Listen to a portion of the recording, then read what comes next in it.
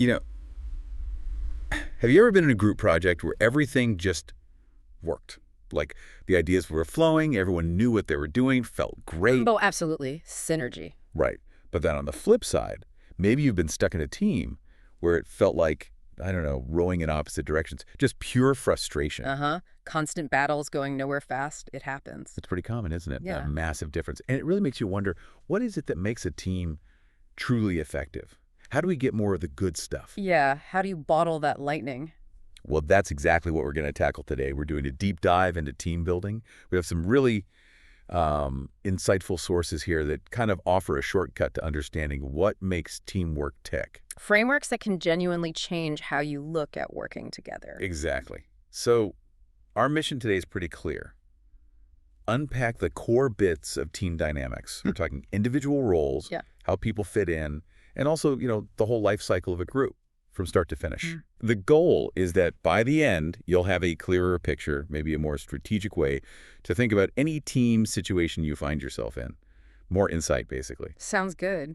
Where do we start? Okay, let's kick off with something pretty fundamental our sources point out. It's this idea that, well, sometimes tasks just get done better by a team with a common purpose compared to just individuals doing their own thing. Right. But there's that important little note they add: in some, but not all situations. True. It's not a silver bullet for everything. Yeah. But for those times when a team is the right approach, what really makes the difference? Well, I think what's fascinating and what the sources really stress is that phrase, common purpose. It's not just about putting people, even smart people, together. Right. It's about aligning them, their skills, their viewpoints, everything towards one really clear goal. I mean, think about it. Individual talent is great, but complex problems, they often need a mix of skills one person just doesn't have. And team building, really, it's the craft of getting that alignment, turning individuals into a unit that's, more than the sum of its parts. You've probably felt that difference yourself, right? An aligned team versus just a group of people. Absolutely. That shared direction is key.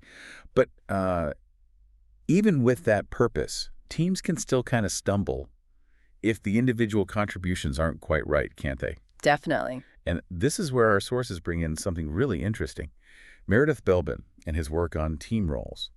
Apparently, he identified 8 distinct types of team members. Yeah, team players, as he called them. And understanding these could totally change how we think about putting a team together, right? Like having a blueprint. It really could. Belbin's research, it came from watching teams at Henley Management College, seeing how different combinations of people actually performed. And his big insight was, it's not just about having good people. You need the right mix of what they actually do functionally. Which leads to a key question. Which is? If we know these types, we can be more intentional, right? We can actually try to build balanced teams instead of just hoping personalities click. It's about making sure all the necessary jobs within the team get covered. Because if one role is missing... You feel it. There's a gap. Exactly. A big gap sometimes. Okay, so let's dive into these 8 roles. Where do we begin? Let's start with the implementer. Okay, the implement. Because it's your practical person. They take the team's big ideas, the vision, and they turn it into actual achievable steps. They're the disciplined ones, the doers. The ones who make the plan real. Precisely. They figure out how to execute. They make sure the rubber actually meets the road. So if you have a team that dreams big but delivers little, maybe they're short an implementer. Very possibly, yeah. Without them, great ideas can just stay as ideas, on a whiteboard somewhere. It's a common trap. Lots of creative types, maybe, but no one to actually build it. Like having architect plans, but no builders. Exactly. They bring the consistency, the efficiency. Okay, got it. Next up is the coordinator. What's their role? The coordinator is often quite a mature, confident member. They're really good at setting clear goals and defining who does what. So keeping everyone on the same page, role-wise. Yes, exactly. They guide the team, make sure there's no confusion about responsibilities. They aren't necessarily the boss in a hierarchical sense, but they orchestrate things well. Like a conductor. Kind of. They're the ones saying, okay, here's the objective. You take point on X, you handle Y. Let's sync up on Friday, making sure everyone knows their part and how it fits the big picture. Makes perfect sense. Okay, then there's the shaper. That sounds energetic. Oh, they are. The shaper is dynamic, thrives under pressure. They're really key for defining the problems, taking rough ideas and giving them shape, and driving the action forward. So they push the team. Yeah, they push. They challenge assumptions, make sure things keep moving. Sometimes they can even seem a bit argumentative, but it's usually to overcome inertia. They bring that essential drive. Right. A team without one might just sort of drift. Could happen, yeah. Especially when things get tough or decisions are needed. They lack that urgency. Gotcha. And we can't forget the plant. This must be the ideas person. Absolutely. The plant is your creative engine. Imaginative, unconventional thinker. They supply the original ideas, solve tricky problems in new ways, often brings a perspective no one else considered. The what-if person. Exactly. Always looking for new angles. The thing is, sometimes a plant might be a bit introverted or not the best at, say, selling their idea. So the team needs to make sure their voice is heard. Good point. Okay, the resource investigator. Sounds like they're looking outwards. That's a great way to put it. Yeah. Think of them as the team's networker, maybe diplomat or scout. They're connecting with the outside world, exploring opportunities, bringing back info. So finding resources, partners, new trends. They're the ones chatting people up at conferences, making calls, seeing what's out there. They bring the outside world in, which is crucial for staying relevant. Makes sense. What about the monitor evaluator? Yeah. The analytical one. You got it. Incredibly objective, analytical. They see all the angles, weigh the pros and cons without bias. They have a really clear sense of what's actually feasible. The voice of reason, maybe, keeps the team grounded. Pretty much. They provide that critical eye, stopping the team from rushing into something unrealistic. They're the ones asking, okay, great idea, but have we thought about the budget or the potential downsides? Essential for solid decision-making. Okay. And then the team worker. This feels essential for, well, teamwork. Oh, absolutely vital. This person is all about group cohesion, supporting others, smoothing over conflicts, just generally keeping the atmosphere positive. The glue. Exactly, the social glue. They're often perceptive, diplomatic listeners. They make sure people feel heard and supported. Without a team worker, things can get pretty fractious. Yeah, I can see that. Morale would suffer. Big time. And finally, the completer, finishing things off. Yes, but in the best way. The completer is all about the details, meeting deadlines, catching errors, making sure nothing gets missed, polishing the final output. Ah, the quality control person, dotting the I's and crossing the T's. Precisely. They might fret over typos or chase that last bit of missing information, but it ensures the final product is really buttoned up and professional. They prevent those last-minute slip-ups. Wow. Okay, so that's the 8. Implementer, coordinator, shaper, plant, resource investigator, monitor, evaluator, team worker, and completer. It really does show it's not just about having good people, it's about having that right mix covering all these bases. Exactly. But hang on, do people really fit perfectly into just one of these boxes? I mean, are we always just one thing? That's a really important question. And no, not usually. Belbin himself pointed out that most of us have a primary role, our natural tendency, but we often have a secondary role, maybe even a third, that we can step into when needed. Oh, okay. The real value isn't about rigidly labeling people. It's about understanding these functions that a team needs to succeed and making sure collectively the team has them covered, even if one person wears a couple of hats. That's the core idea from Belbin's work functional balance. Right. Knowing what's needed and ensuring someone's doing it. Yeah. Powerful stuff. But, okay, a team isn't just a collection of roles sitting still, is it? It changes over time. Exactly. It's dynamic. And our sources talk about this too, how teams go through stages, like a life cycle. Yes. This is where Bruce Tuckman's model comes in. It outlines the typical journey a team takes. And understanding this journey, well, it can make a huge difference. How so? Well, it helps manage expectations. Knowing these stages exist means you're less likely to be thrown off balance when, say, conflict arises. You can see it as part of a process. Plus, it's worth noting, it's not always a straight line. Teams can slide back sometimes. Okay, good point. Yeah. It's a model, not a rigid path. Right.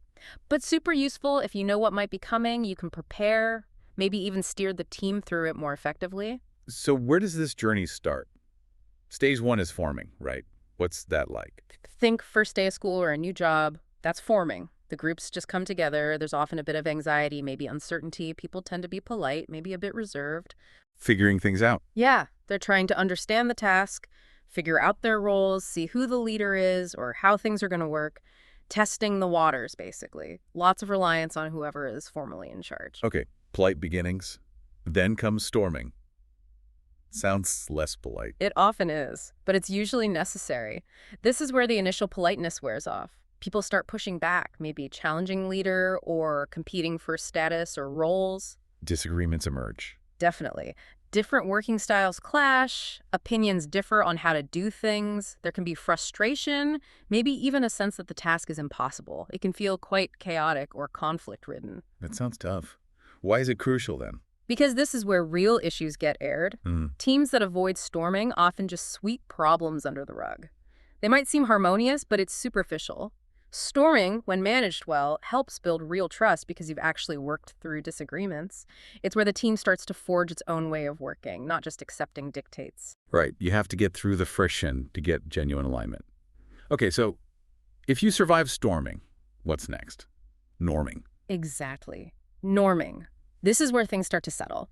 Members feel a bit closer, maybe those earlier conflicts are resolving or feel less threatening. People start supporting each other more? Yes.